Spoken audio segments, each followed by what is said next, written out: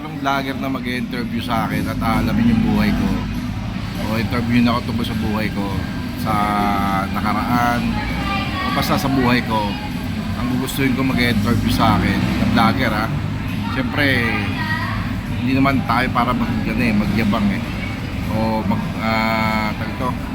mag-inarte siyempre ang idoluhin natin yung may mga pinagdaanan din.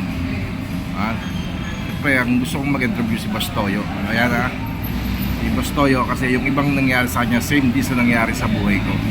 Shoutout Bastoyo. Sana isang araw makakulab kita.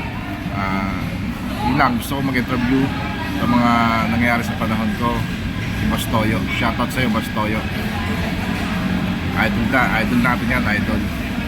Isang matagumpay at na hindi bumitaw sa mga hamon ng buhay, patuloy sa kanyang mga pangarap. Shoutout sa'yo Bastoyo, Big Boy Vlog, taga Bacoor, Cavite.